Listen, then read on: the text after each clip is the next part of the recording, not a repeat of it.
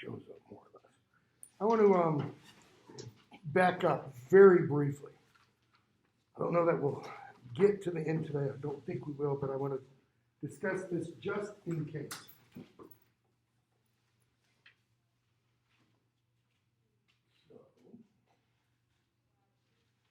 Sir Gawain's shield, and I know I talked about this in the lecture, the pre-recorded lecture that you saw. Sir Gawain's shield has that star on the front, the pentangle that it's called. And the text mentions, that this thing is known wide and far and blah, blah, blah. The only thing is, this is the only reference to it in medieval literature at all. There's no other reference to this symbol. It talks about Solomon devises, totally made up, okay?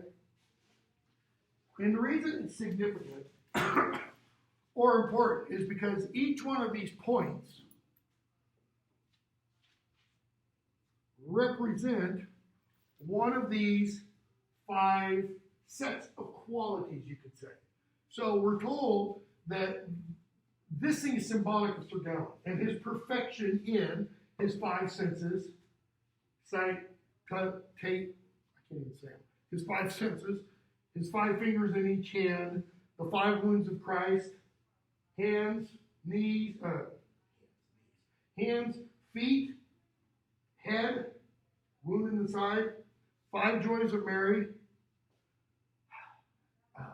the Annunciation, okay, the Nativity, crucifixion, resurrection, and then one of these, either the ascension of Christ or the assumption, the bodily assumption of Mary's body into heaven.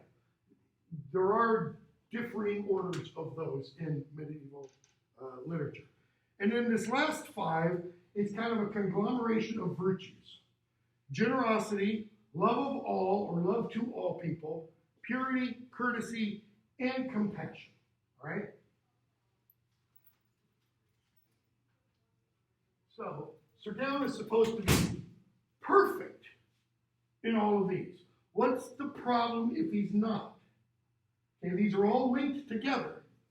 So if you get a break in the link, to use a term from the 1960s a little bit later, the whole thing deconstructs. It's like taking one of your sweaters, pulling the thread, and you just keep pulling and it falls all the way apart, right?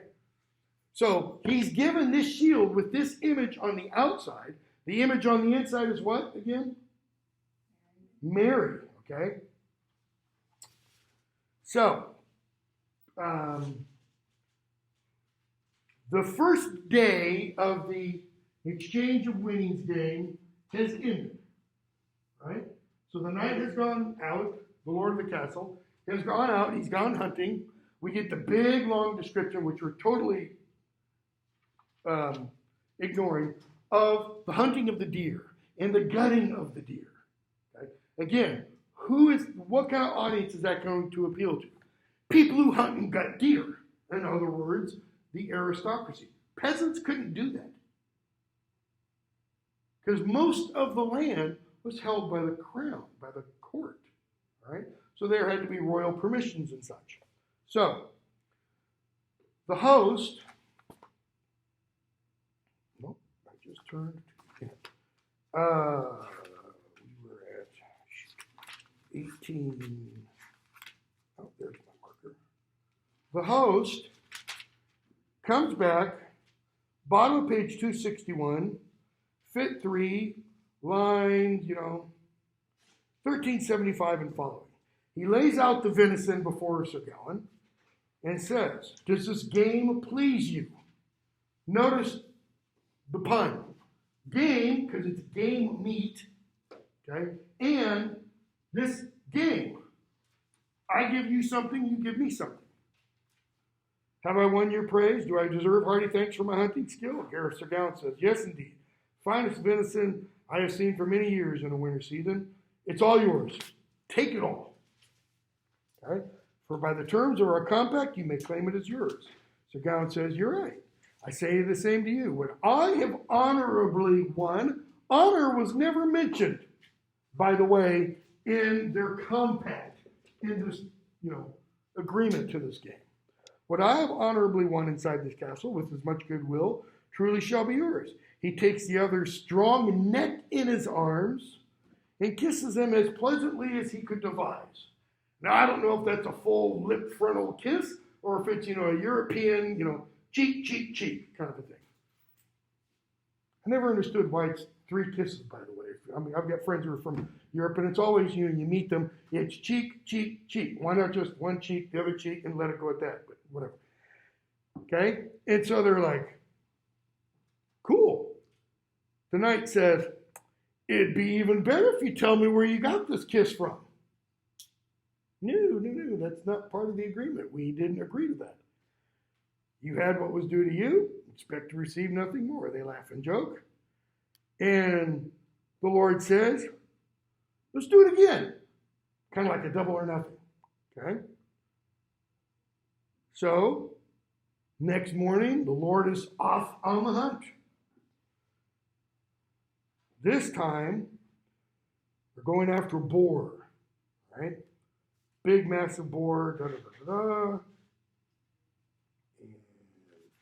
we're going to skip all that. Line 1469. Meanwhile, back at the castle, while our gracious knight in his bed, lies our gracious knight in his bed. Gawain happily at home amid bright-colored bedding so rich, nor did the lady fail to wish her guest good day. Early she was there, his mood to mollify. What does that mean, to mollify something? Anybody know? To make merry, to lighten up, to make happy. Okay? She comes to the curtain, peeps in at the knight. Sir Gawain welcomes her politely at once. She returns his greeting with eager speech, seats herself gently at his side, and laughs. If you are Sir Gawain, it astonishes me that a man always so strongly inclined to good cannot grasp the rules of polite behavior. In other words, the courtly love tradition. What has she just said? Are you dumb or something? Do you not know how you ought to behave? And if someone instructs him, lets them drop out of mind. That is, lets the instructions be forgotten. You have forgotten what I taught you yesterday. What? Sorry, I didn't. Sir Gawain's like, oh shoot, now what have I done? I don't know at all. If you say what is true, the blame is on mine. She said, I told you about kissing. If you were really Sir Gawain, remember the day before, she said, you wouldn't have allowed me to leave without asking for a kiss. And he's like, I'll give you a kiss and whatever else you want me to do. Just, please don't ask. So he's like, dear lady, enough of such talk. I dare not do that, lest I were, let me back up. She says, 1489. I told you about kissing. To act quickly wherever a glance of favor is seen. Without finishing the rest of the sentence, what does that imply? This is hard to teach in the Me Too, day. A glance of favor. It's like, I gave you a little hint yesterday. So now you can go. You can take the kiss. To act quickly wherever a glance of favor is seen, that befits every knight who practices courtesy. He says, dear lady, enough of such talk, for I dare not do that, lest I were refused or repulsed. I should be at fault for having presumed. If I were to take, notice the violence kind of there implied, if I were to take a kiss from you or attempt to take a kiss, what if you were to refuse, no, or repulsed, pushed away? He says, then I'd be at fault. Why? For making the presumption that one was acceptable or two wanted. Ma foi. My faith. That's what she means. You could not be refused. Okay? Again, think of this in the 21st century context. You could not be refused.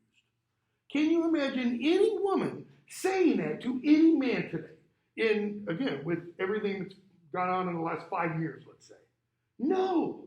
It's totally out of, even the realm of possibility. Well, though I have had a few women students say, no, depends who. If it's, and it always seems to be brought up. If it's Brad Pitt, no, it's take away. You could not be refused. But then she clarifies. You are strong enough to force your will if you wish. Wow. If any woman were so ill-mannered as to reject you. What does that mean? What has she just said?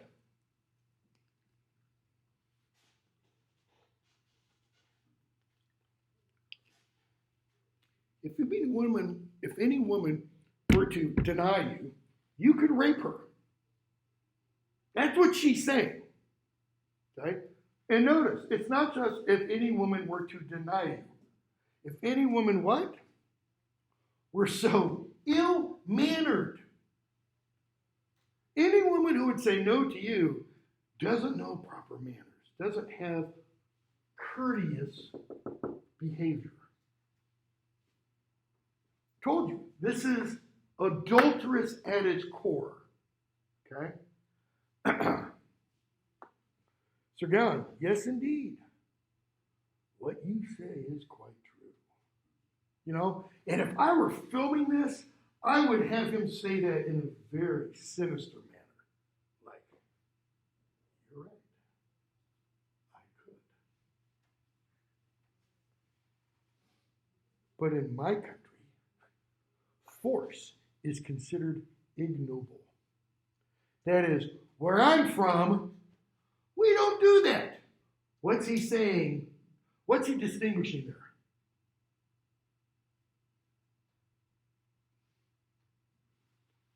The court of Camelot as opposed to this court. He's saying, mannered men don't do such things. Noble men, gentle men, don't do that. In my country, force is considered ignoble, and so is each gift that is not freely given. If the gift is not freely given, then it's not what? It's not a gift. It's stolen goods. I am at your disposal to kiss when it pleases you. You may take one when you like and stop as seems good in a while. So notice what he's just done in response to her teaching him about kisses. You want a kiss? Here I am. I'm at your disposal. You can take a kiss and you can stop, or you can take a kiss and you can kiss for as long as you want. Why? Why does he say this? Partly courtly love tradition, but he has already told her on their first meeting, I am your servant. She bends down over him and gives the knight a kiss. For long they then discuss love's misery and bliss. What do you mean love's misery? How is love, I was going to say miserious. What's the word I want? Miserable, thank you. My brain is not working this morning. How is love miserable? How can love be miserable? I mean, I understand you break up and it's pretty miserable, but this is talking about in the midst of it. Scholar, French guy, wrote a book, 40s, I think it was. Denis de Rougemont, I think it's an E&T, wrote a book called Love in the Western World. That was largely about the Liebestod idea, Liebestod, which means love death. Think of the greatest love stories in the world. Name one. The two lovers. Romeo and Juliet. Name another one. Say this period. Lancelot and Guinevere. Okay? One kind of even older than Lancelot and Guinevere, Tristan and Isolde. What happens in all of those? Somebody dies. One of those dies. You know, in Romeo and Juliet, what are they called? The star-crossed lovers. Shakespeare actually uses that term. I'm trying to think, is the play before Romeo and Juliet or after? In A Midsummer Night's Dream, which is a great comedy, okay, where the lovers do get together and reunited and they don't. But even in that play, the two lovers, Hermia and, get them right, Lysander, are called star-crossed lovers. They've got to uncross their stars and such, right? The love's misery and bliss, it's this. Lancelot and Guinevere, it's adulterous.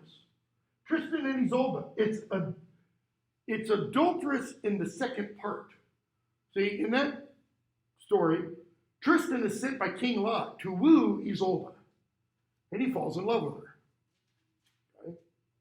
So he's now got to deliver the woman he loves to her future husband and such, right?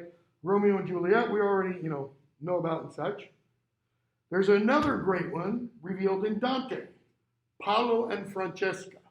Okay? And I think this line kind of is what is implied in a 19th century, yeah, I'm pretty sure it's 19th century, poem by John Keats, La Belle sans Merci, The Beautiful Woman Without Love, which is about a woman, a fae of sorts, who, entices a knight, okay, and leads him astray. She tricks him, essentially. You can look it up. So, for long they then discuss love's misery and bliss. Let me go back to Paolo and Francesca in Dante. Paolo and Francesca, these are real people, by the way. This is a real story. It actually happened. Okay? Were brother and sister-in-law. Right? And one day they're sitting together and they're reading romance. Right? And, they're reading aloud to each other. One reads and then the other one reads. And they look at each other and they look at each other. And pretty soon they're having sex. And I think it's the husband, yes. The husband of Paolo comes in and finds them. Runs them through with a sword. Kills them both. All right? So, in Dante, they're forever in a whirlwind of passion where it can never be fulfilled and such. But it all begins by reading about love's misery and bliss. So, Sir Gawain and the Green Knight's author, which most scholars readily think could have very well been familiar with Dante, or at the very least with the story of Paolo and Francesca, thinks that could be in the back here. I would learn from you, sir, if the question was not irksome, what the reason was that someone as young and valiant as yourself, so courteous and chivalrous as you are known far and wide, and of all the aspects of chivalry, the thing most praised is the true practice of love, knighthood's very lore. For to speak of the endeavors of true knights, the written heading and text of their deeds is that. The written heading, the stuff at the top of the page, and then everything that goes down below, is what? How knights have ventured their lives for true love, suffered for their love longings dismal times, later taken revenge on their misery through valor, bringing joy to their ladies. What's she getting at? If you are the embodiment of this kind of knighthood, if you are the perfection of love, how is it that I have sat by you, 1522, here on 2 occasions, you never heard from your mouth a solitary word referring to love? Not one at all. why haven't you made a pass at me? She's asking. Why haven't you hit on me? Come on. And so what does she say? She says, and you, who make such courteous and elegant vows, should be eager to instruct a youthful creature and teach her some elements of skill in true love. Are you ignorant to enjoy such great fame? Or do you think me too silly to take in courtly chat? For shame, I come here alone and sit to learn your special play. Show me your expertise while my husband is away. In other words, okay, let's lay our cards on the table. Here's why I'm here. Teach me about love.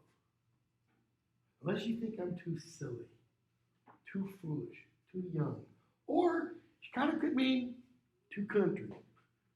Because, right, she's not from Camelot.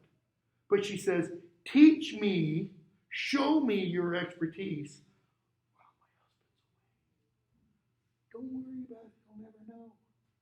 Sir Gawain, in good faith, may God reward you. You know, like, back away. It gives me great gladness, pleases me hugely that one as noble as yourself should make your way here and trouble yourself with a nobody, trifling with your knight. Any kind of favor gives me delight. But to take the task on myself of explaining true love and treat the matter of romance and chivalric tales to you, whom I know well, have more expertise in that subject by half than 100 such men as myself ever can, would be absolute folly. Noble lady, on my word. So what does he mean by that? It would be folly, he says, for me to try to teach you about love. And how does he qualify the you? Because he says, you who have more expertise in that subject by half than 100 such men. 100, okay, and a half. You know more about love than 150 men. What's he really mean? And this can be read two different ways, by the way. He's saying, honey, come on. I've been around the block a few times. You've worn a path around that block. Me teach? No. You should be teaching me. You could write the encyclopedia of love, lady. I don't know hardly anything. Okay? Now, how could that be read negatively?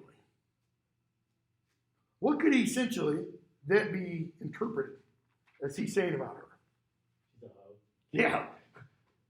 I mean, you've been walking the streets longer than the streets have been. You know. I will carry out your desires with all my power, as I am in all duty bound.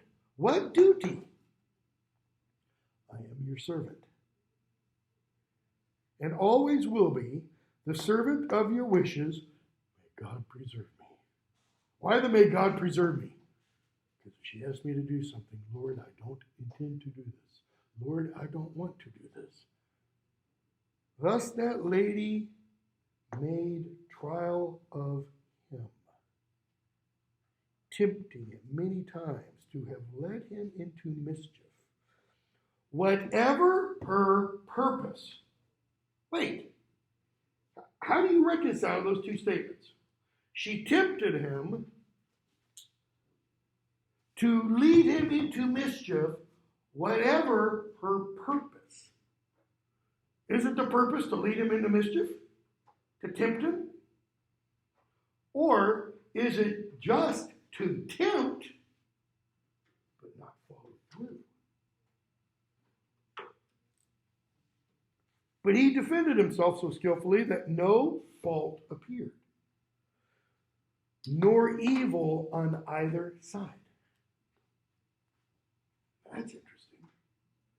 So she's tempting him, but there's no evil. How? How can there be non-evil temptation? Nor evil on either side, nor anything that they feel but delight. They laughed and bantered long, you know, the kind of little verbal repartee that, you know, some of Shakespeare's lovers are famous for. Benedict and Beatrice in Much Ado About Nothing, and the Stichomythia, you know, verbal jousting matches. A lot of TV shows, you know, do this kind of thing. Then she kissed her guest, charmingly took her leave, and went away at last. Sir Gawain gets up, goes to Mass. We go back to the night. He kills the boar. He comes back in, and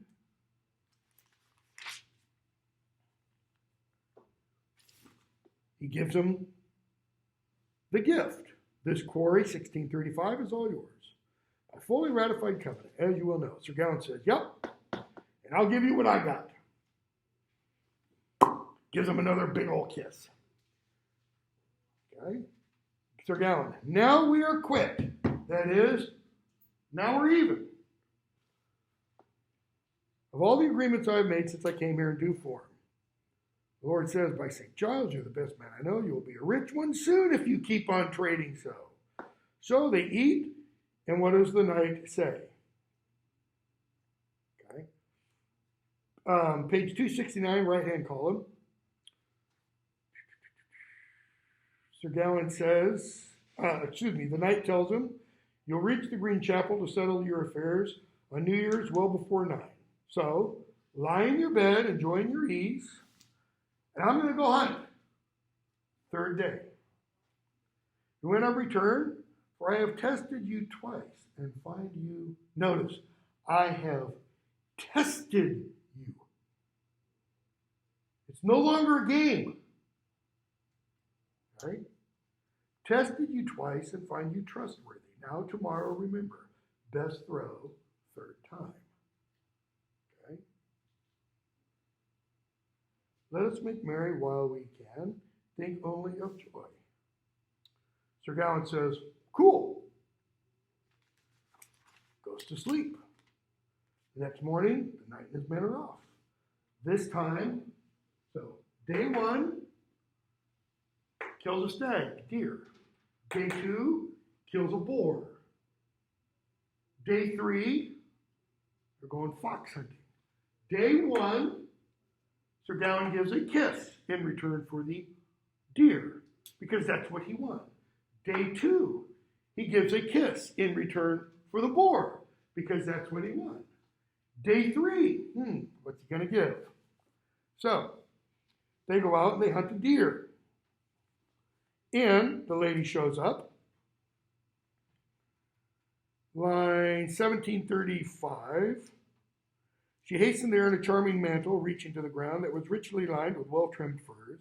No modest coif on her head, skillfully cut gems arranged about her hair fret in clusters of 20. So she has like a hairnet with like diamonds or pearls in it. I mean, she's dressed to kill.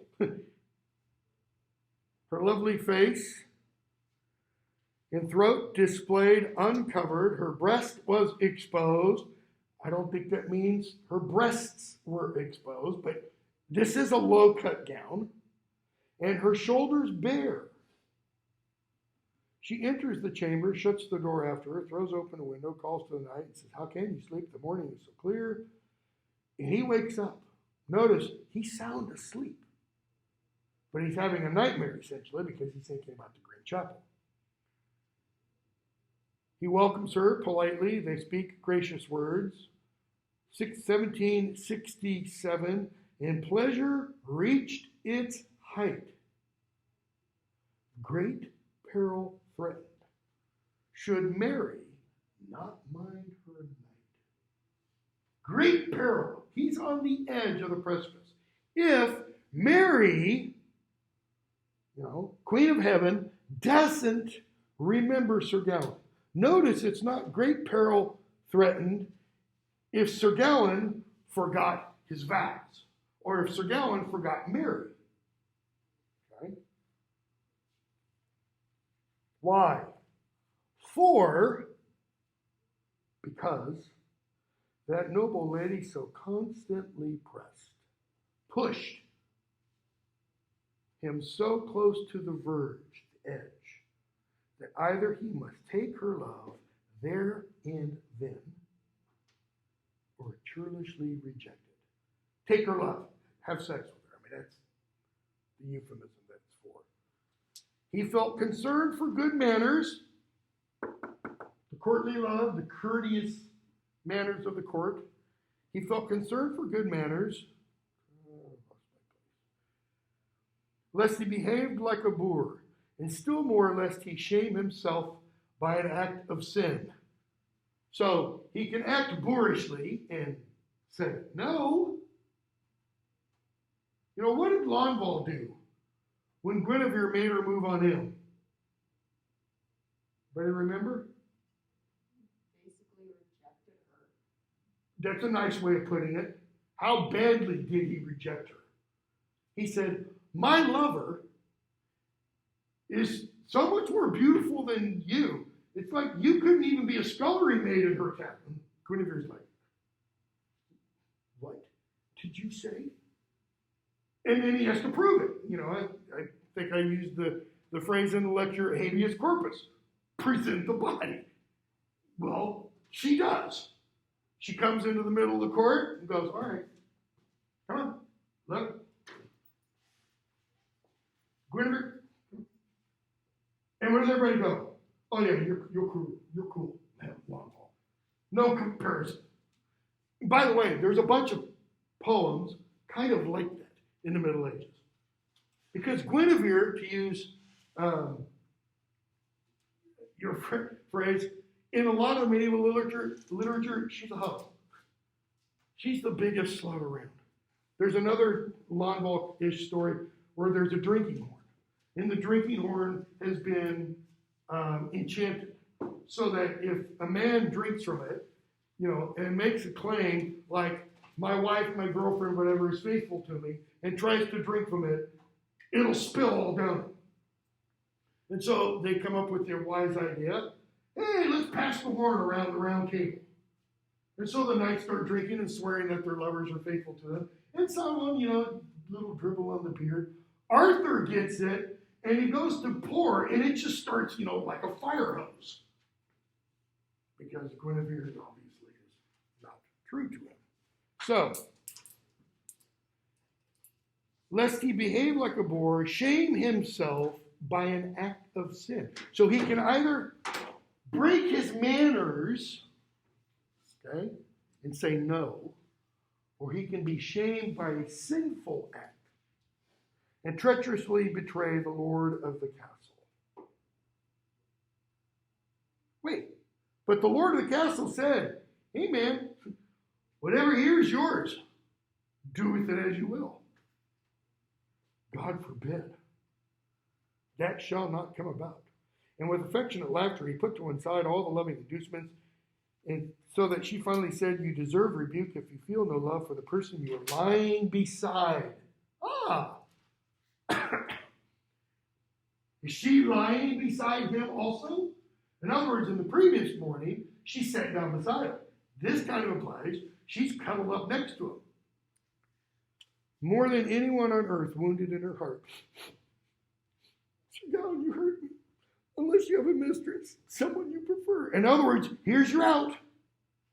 Tell me you have a lover, and all square. I won't be offended. Right? She just created a massive door for him to walk right through. That you've plighted troth with that lady, so strongly tied, that you wish not to break it, which now I believe. I beg you now, confess that honestly. Part of the courtly love tradition is what? We saw it in Lonval. What does the fairy queen, demand of him? Don't tell anyone. See, if a knight fell in love with the lady of the castle and she returned it, he couldn't go, hey guys, go off and do the locker room talk. I scored with Guinevere. Nope. Can't talk about it. She's saying, tell me. And he says, by St. John. Why St. John? St. John, the beloved, the favorite disciple of Christ. In truth, I have no one. nor seek one for this while. Boom, that door slams closed. She's given him an opportunity to what? Lower the heat, so to speak, in this situation. And he doesn't take it. Never mind. It's the worst you can make. Why? Because that makes the rejection all the worse. But I am answered indeed, painfully I feel. Kiss me now lovingly, and I will hasten from here. I must spend my life grieving as a woman deeply in love. In other words, I'm going to die. I'm going to live the rest of my life and die grieving. I answered down in bed. I didn't get any. Sighing, she stooped down and kissed him sweetly. Remember, she's wearing a low-cut gown. Shoulders are uncovered. So what do you think, which, by the way, corrects what I said earlier about lying beside him. She leans down and kisses him and kind of gives him a full view of what he's missing. Now do me this kindness at parting. Give me something as a present. That is, give me a token. Give me something to remember you by. She wanted something else to remember him by, but she's not getting that. And he says, I don't have anything. I wish I had here the dearest thing in the world I possess for your love, for you've truly deserved, wonderfully often, more recompense, he says, to give you a love token worth little would do you no honor, or to have at this time a glove for a keepsake as Gawain's gift. He says, I'm here on a mission to an unknown country. I don't have bags of stuff to give you. She goes, okay, no, you won't give me anything, fine. Then I'll give you something. She holds out a ring. Yeah, there's all kinds of Freudian imagery in there. Why? Because what do? You put something in the ring. Okay? And he says, nope. It's a beautiful ring, but nope. She presses him insistently, 1824. Oh, you don't want my ring because you think it's too precious. Okay, let me give you my girdle. Okay, so the ring goes around a finger, right? Where's the girdle go? Around her waist. Okay? Yeah, all kinds of symbolism there, by the way. And he's like, no, I don't want your girdle. Okay? She tells him, oh, you don't want this because you don't think it's worth anything. And it is indeed. It's just a little green girdle. I mean, it's no big deal.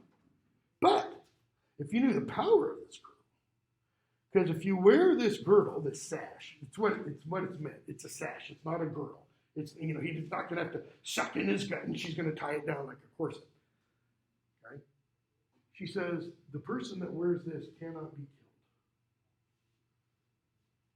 What was he dreaming of when she came in? Big giant green guy with an axe. Wait, stop. Say that again. 1855. Then the knight reflected, and it flashed into his mind. This would be a godsend for the hazard he must face when he reached the chapel to receive his deserts. What he had coming to him. He thinks this would be a godsend. And he suffered her pleading louder to speak, and she pressed the belt on him, offering it at once. He consented and gave way with good grace, and she begged him for her sake never to reveal it. Hide it from her husband. He gives his word that no one should ever know of it, not for any but themselves. In other words, when he does that, what has he done?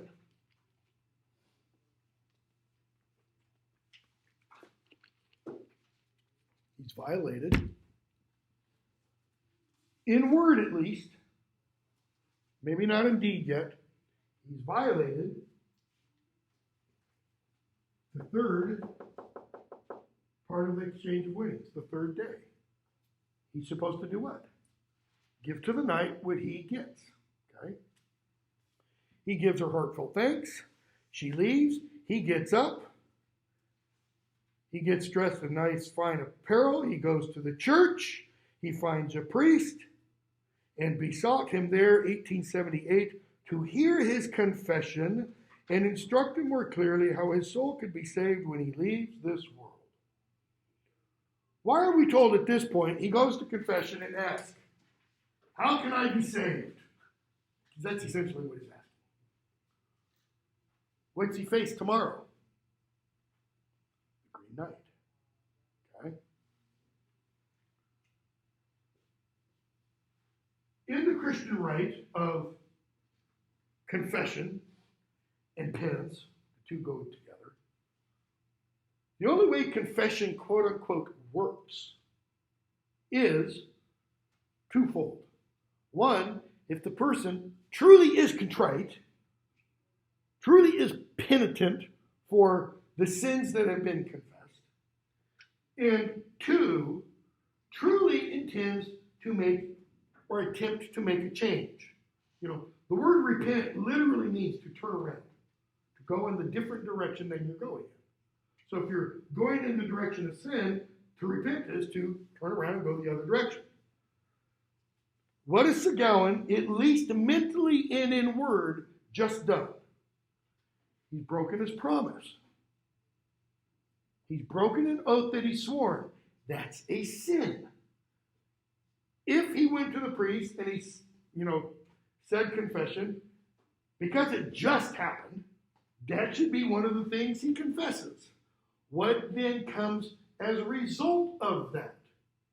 If he's truly penitent, truly contrite, he can't continue in that sin. So, the logical extension of that is, when the knight comes in, he's got to reveal to him what he's got. But then he violates, breaks his promise, his oath that he sworn to the lady. He's put himself in the position, he's damned if he does and damned if he doesn't. Okay? By the way, what does it say about all of this?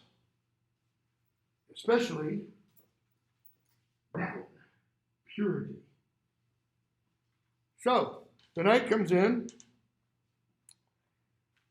after lunch, and he brings in a fox.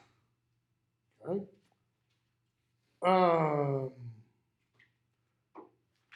Let's see here.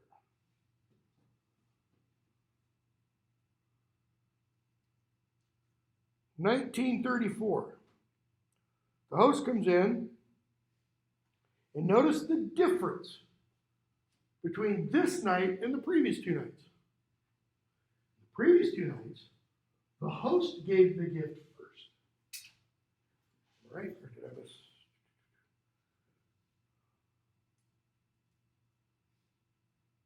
Yeah.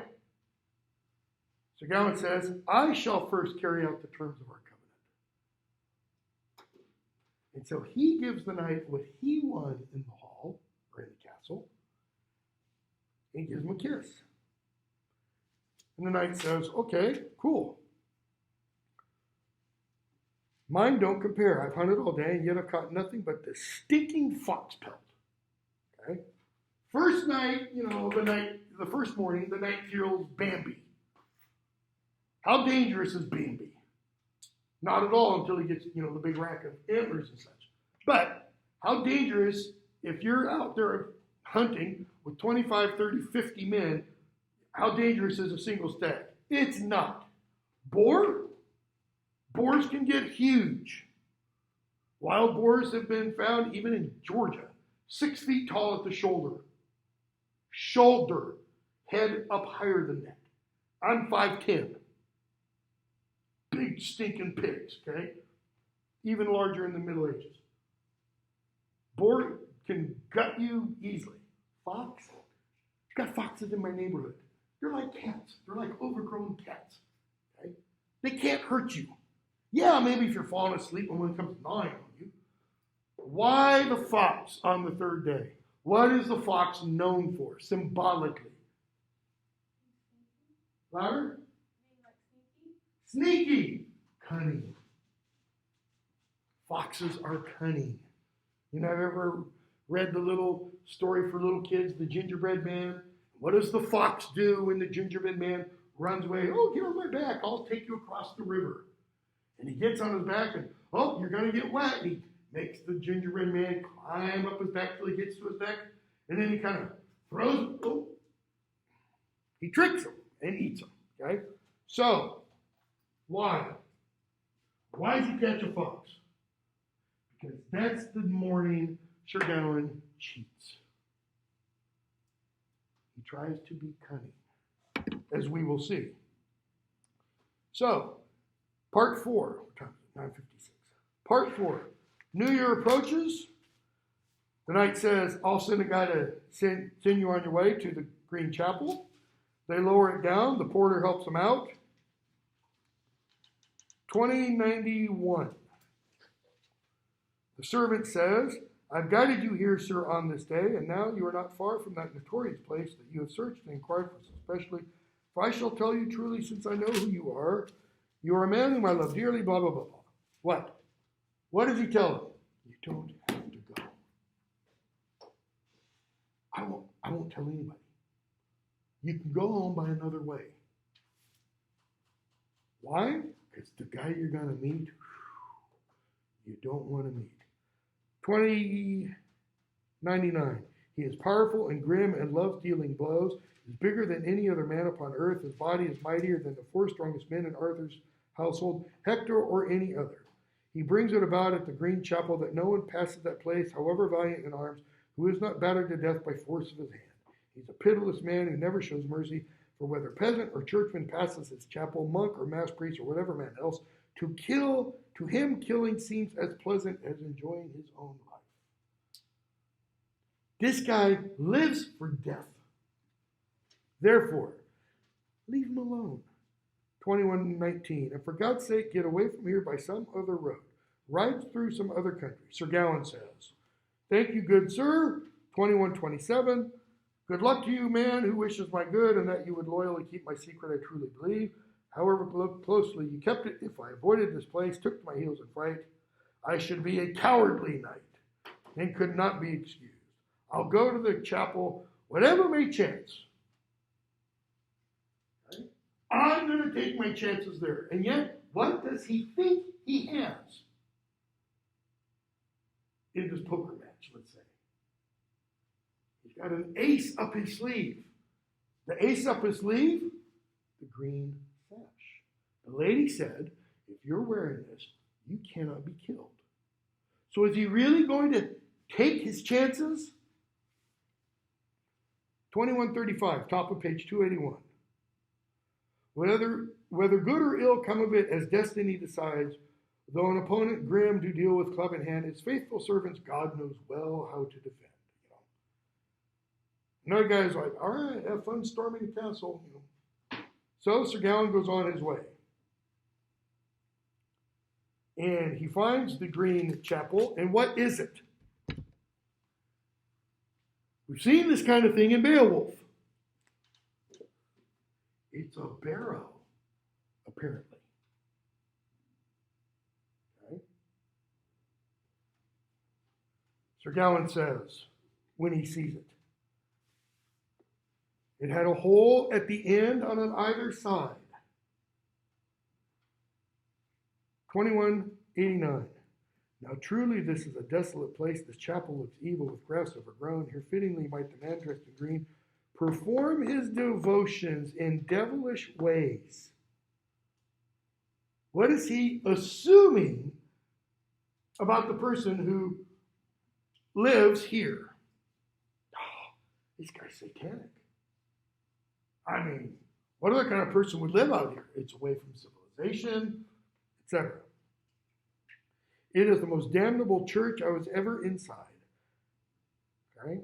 So he climbs to the top of the barrow, and he hears on the hillside a deafening noise.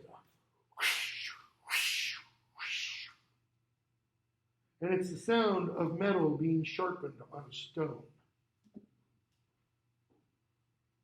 And he thinks to himself, 2205, by God, these doings, I suppose, are a welcoming ceremony arranged in my honor as a knight. In other words, he's just trying to scare the hell out of me.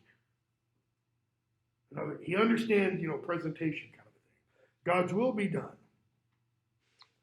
So he cries out, "Who's the master of this place to keep tryst with me? For now is good Gawain waiting right here." And he hears a voice, "Wait! You'll quickly have all that I promised you once." In other words, like telling a little kid 2 weeks before Christmas, be patient. He turns back to his wedding. Whetting. And he comes out carrying a Danish axe newly made. Massive blade curving back on the shaft, honed with a whetstone, 4 feet across. That is, the blade, which looks like that, is 4 feet from here to here. It's about like that. So it would be something like, it'd be curved like that, then it would come down like that. Big stinking axe, right? It's all for show. And we're told his legs and his hair, his flesh, his beard, everything green. He set the handle to the ground, walked beside it. When he came to the stream, he refused to wade. He hopped over on his axe and forcefully strides. And he says, "Gawain, may God protect you." Is that something a Satanist would say? Is that something a devil worshiper would say? No. "You are indeed welcome, sir, to my place. You have timed your journey as a true man should. You know the agreement settled between us." Okay? So, you ready? Let's not talk. Let's get to it. "Take your helmet off and let's go."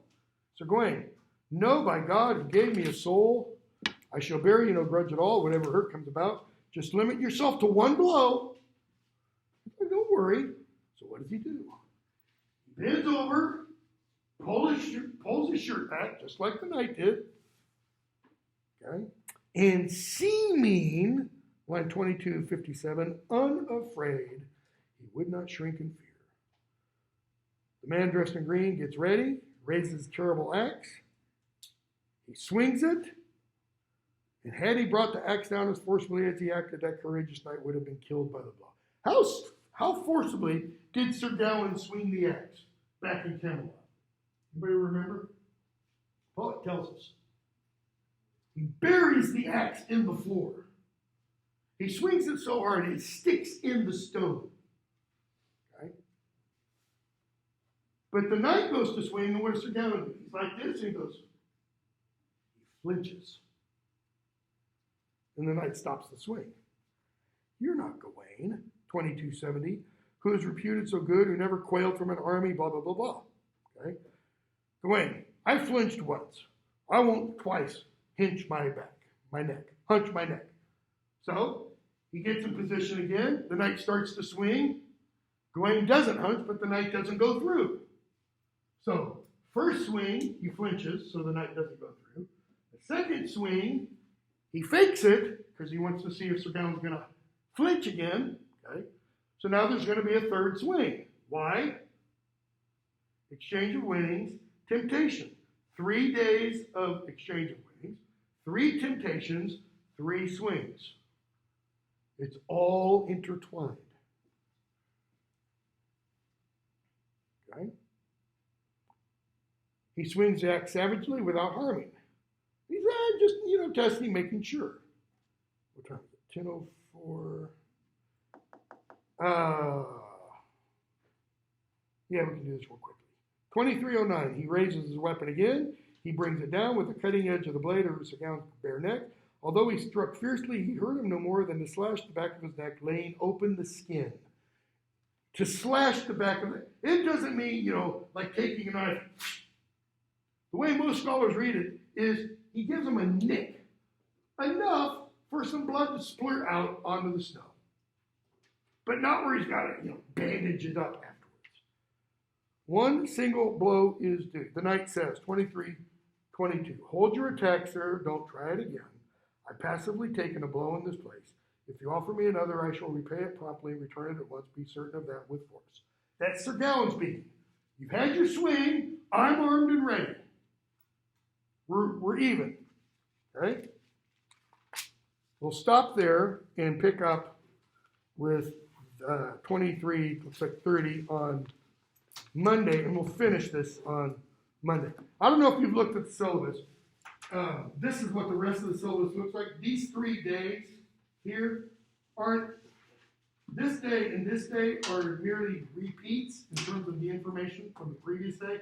So even though we're behind, I've kind of got it built into the syllabus where we're not too far behind. We'll probably take a couple of things out, but not a whole lot. All right, have a good weekend. And I probably